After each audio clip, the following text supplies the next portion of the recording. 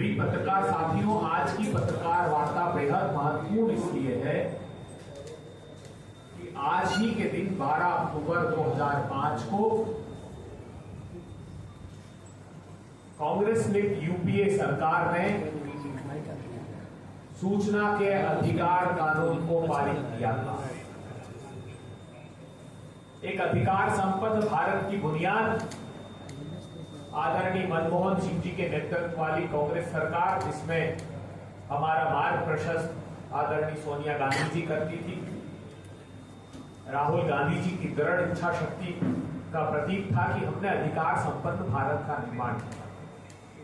2005 में सूचना का अधिकार कानून हमने पारित किया।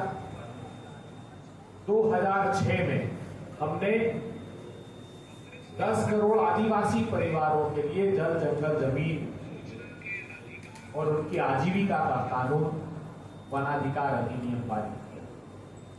हमने 2009 में बच्चों की शिक्षा के मार्ग को प्रशस्त करने के लिए शिक्षा का अधिकार कानून पारित किया। हमने 2013 में इस देश के किसान भाइयों की जमीनों का अधिकार देने के लिए जमीन के उचित मुआवजे का कानूनी अधिकार उनको दिया। हमने इस देश के 86 करोड़ लोगों को उनकी भोजन का अधिकार 2013 में पारित करके दिया। मगर बेहद दुर्भाग्यपूर्ण बात है कि हम 2005 से 2013-14 तक सूचना के अधिकार कानून को और सुदृढ़ बनाते गए।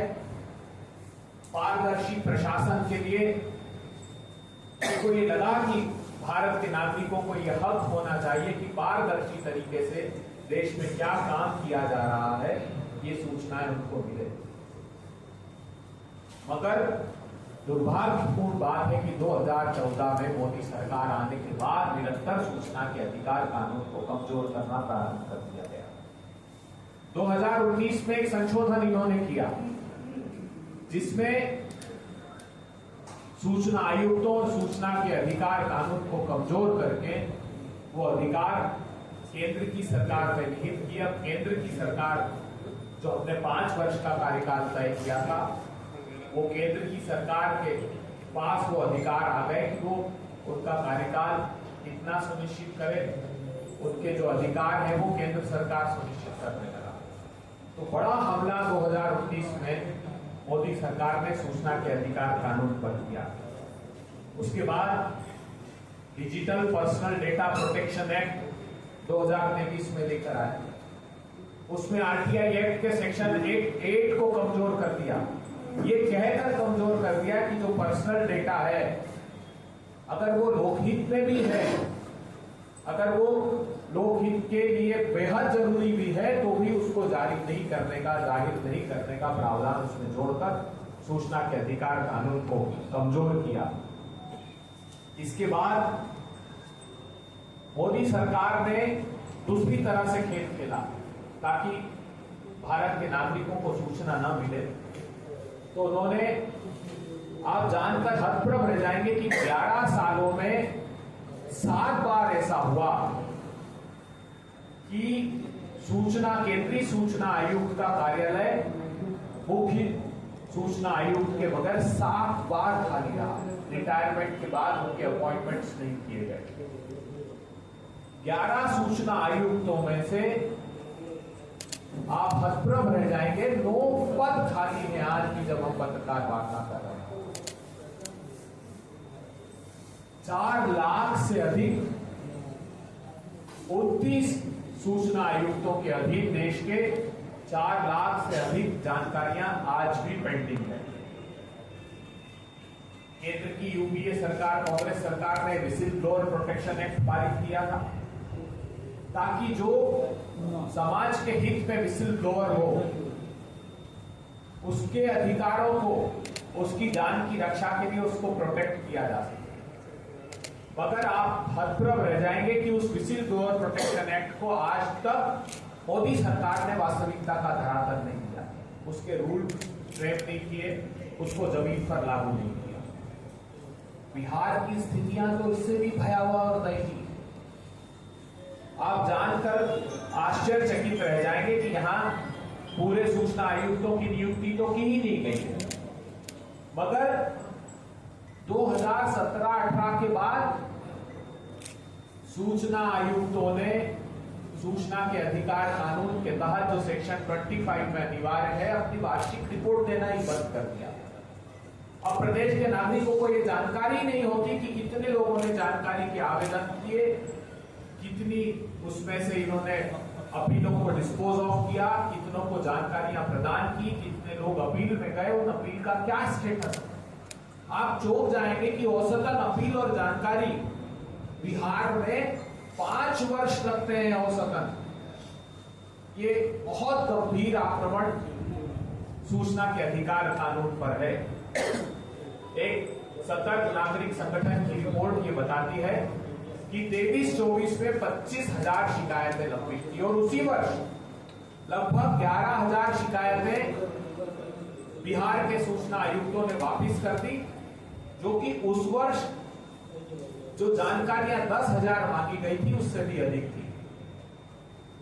बिहार में एक और भयावह और डरावना रक्त रंजित खेल खेला जा रहा है सूचना के नाम पर। सूचना मांगने पर बिहार के नागरिकों के हिस्से में आती है मौत, बिहार के नागरिकों के हिस्से में आती है हत्याएं। एक के बाद एक समूचे बिहार को रक्त रंजित कर दिया। हत्याओं का तांडव सिर्फ इसलिए कि उन नागरिकों का कसूर ये था कि वो पारदर्शी प्रशासन चाहते थे नीतीश कुमार की सत्ता की सरपरस्ती में। गोपाल प्रसाद बक्सर, उनकी हत्या की गई। रामविलास सिंह लखीसराय की हत्या की गई। डॉक्टर मुरलीधर जायसवाल मुंगेर की हत्या की गई। राहुल कुमार मुजफ्फरपुर की हत्या की गई। राजेश कुमार भागलपुर की हत्या की गई। राम कुमार ठाकुर मुजफ्फरपुर में हत्या की गई। शिवशंकर सिझा सरसा में हत्या की गई। सुरेश शर्मा मसोड़ी में हत्या की गई। गोपाल तिवारी गोपालगंज में हत्या की गई। रमाकांत सिंह रोहतास में हत्या की गई। मृत्युंजय सिंह भोजपुर में हत्या की गई। जयंत कुमार वैशाली में हत्या की गई। राजेंद्र प्रसाद सिंह पूर्वी चंपारण में हत्या की गई। वाल्मीकि यादव जमुई में हत्या की गई। भोला सिंह बांका में हत्या की गई। पंकज कुमार पटना में हत्या की गई। श्याम सुंदर कुमार बेगूसराय में हत्या की गई। विपिन अग्रवाल हरसिद्धि पूर्वी चंपारण में हत्या की गई। मोहम्मद हारून पश्चिमी चंपारण में हत्या की गई। वह सुबह से शाम हो जाएगी अगर इन हत्याओं का जिक्र करूंगा। दुखद बात यह है कि विपिन अग्रवाल की जो हत्या की गई थी हरसिद्धि में, उसका 14 वर्ष के बेटे ने आत्महत्या की कोशिश की कि मेरे पिता को न्याय नहीं मिल रहा है। ये कैसी असंवेदनशील सरकार है। तीसरी मंजिल से कूदा, उसके बाद उसकी मौत हो गई। उसकी मां न्याय की गुहार लगा रही, मगर दिल नहीं पसीजता इनका। तो सूचना के नाम पर हत्या परोसने वाली ये सरकार कितनी निरंकुश है, ये आप सब लोगों के समूह हमने व्यक्त किया। हम बिहार की जनता से आग्रह करना चाहते हैं, जो 20 सवाल का क्रम हमने प्रारंभ किया है तथ्यात्मक बातें, इन सब बातों का संज्ञान लीजिए। जो आपके हक और अधिकारों की रक्षा नहीं कर सकता, अब उनकी सत्ता सुरक्षित रहे, ये आपको निर्धारित करना है कि वो सुरक्षित नहीं रहनी चाहिए। अब ऐसी सरकार को, ऐसी निरंकुश निर्दयी सरकार को बदलने का वक्त आ गया। अगर आप लोगों की कोई प्रश्न, राजेश राठौर जी आपसे 1-2 मिनट कुछ बात करना था। धन्यवाद आदरणीय अभय दुबे जी। अभय दुबे जी ने विस्तृत रूप से बताया किस प्रकार से हमारे यूपीए कार्यकाल में जनता के लिए कानून बनाए जा सके, और वर्तमान सरकार में उस कानून को ध्वस्त सिर्फ इसलिए किया गया कि लूट मची, हत्या हो। और उसका उदाहरण उन्होंने दिया कि आरटीआई एक्टिविस्ट स्वतंत्र मीडिया के साथी ने आरटीआई के माध्यम से सरकार की कारगुजारी को उजागर करने का प्रयास किया, उसे मौत के घाट उतार दिया गया, जिसका श्रृंखला आदरणीय अभय दुबे जी ने आपके सामने प्रस्तुत किया। अगर पूरा विस्तृत प्रस्तुत करें तो घंटों लगेंगे, इसमें स्वतंत्र पत्रकार और आरटीआई एक्टिविस्ट की हत्या उससे अलग। कल ही आदरणीय अभय दुबे जी ने, आदरणीय प्रदेश अध्यक्ष राजेश राम जी ने एक बड़ी चिंता व्यक्त की थी उस भारत में जहां हम महिला सशक्तिकरण की बात करते हैं, इंदिरा गांधी जैसी नौ महिला देश की प्रधानमंत्री बनी तो पाकिस्तान की प्रतिभा देवी पाटिल जैसी राष्ट्रपति भारत को प्राप्त हुआ। आज भी भारत के राष्ट्रपति एक सशक्त मजबूत आदिवासी महिला। हम झांसी रानी की बात करें, ऐसे अनेक उदाहरण मिलेगा। हम यहाँ तक भी उदाहरण दे सकते हैं कि जब कोरोना काल था तब दरभंगा की एक बेटी अपने पिता को साइकिल पर लेकर गुड़गांव से दरभंगा पहुंच गए। उस भारत में आज तालिबानी हुकूमत की तरह व्यवहार किया जाता है कि उस तालिबान के विदेश मंत्री के प्रेस वार्ता में हमारी महिला बने नहीं आएगी। हम खुशकिस्मत है कि जहां हम प्रेस वार्ता कर रहे हैं तो दर्जन भर बहने हमारे पत्रकार हमारे सामने हैं।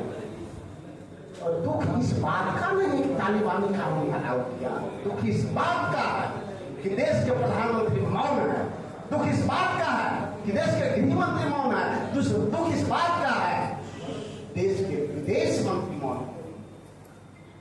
मुझे विश्वास है हमारी सरकार होती, चाहे वो जितने दिन के दौरे पे विदेश मंत्री होते तालिबानी, अपनी जहाज से उनको मैं तालिबान में पकड़ देता। आज भी वक्त है भारत सरकार देश की आधी आबादी का सम्मान करे और विदेश मंत्री जो तालिबानी है उनको तालिबान करे और मुंह खोले। एक तरफ आप 10,000 रुपया का प्रलोभन देने की बात करते हैं।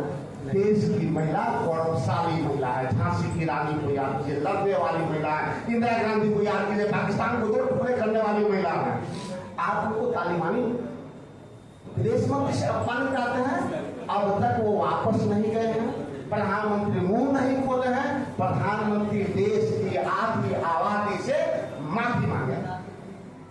धन्यवाद। सर, ये भाजपा सरकार क्या सूचना का अधिकार का नियम खत्म करना चाहती है, इसलिए मतलब सूचना मांगने पर हत्या हो रही है? इस पर हमारे अभय जी से सवाल है। अभय जी, भारतीय जनता पार्टी ने सुनियोजित कोशिश की जी। आप देखिए जितने काम उन्होंने किए जी, आप इलेक्टोरल बॉन्ड के स्कैम को देखिए, आप इस बात को देखिए कि जो पीएम केयर फंड है वो भी आरटीआई के दायरे से रहा। इलेक्टोरल बॉन्ड का स्कैम क्या था, उसमें भी किसी को सूचना नहीं, तो ये सूचना को छिपाने का काम करने वाली सरकार। इसी डिजिटल प्रोटेक्शन की जो मैं बात कर रहा हूँ, डेटा एक्ट की जो 2023 में पारित किया, मतदाता सूची को इसी नाम पर रोक कर रखा जाता है, नहीं किया जाता है। तो ये पारदर्शी प्रशासन नहीं, पहले पर्दा डाला, अब एक दीवार खड़ी कर दी। ये जानकारियां देने की इच्छा, ये चाहते हैं कि ये कानून को ऐसे ही हम उत्सव मनाते थे, अब हर साल इस कानून की बरसी मनानी पड़ती। सर, अभी तक आप लोग ये संविधान खत्म करने की बात कर रहे थे, अब सूचना के अधिकार पर भी सवाल उठा रहे हैं। सर, वो हत्या हो रहे बोल रहे हैं सूचना का अधिकार मांगने पर। हम संविधान खत्म करने की बात क्यों कर रहे हैं? संवैधानिक संस्थाओं पर हमले, ये उसी की कड़ी है। आप देखिए जितनी संवैधानिक संस्थाएं हैं उनको खत्म करने की कोशिश हो रही है, ये उसी का हिस्सा है। तो हमारी बात बिल्कुल सिद्ध हो गई और आपके प्रश्न में ही उसका उत्तर छुपा है कि ये संविधान पर आक्रमण कर रहे हैं। इसलिए देश की जनता को जागरूक होना होगा और बिहार इसके लिए निर्णायक भूमिका अदा कर सकता है, बिहार के नागरिक। Thank you sir.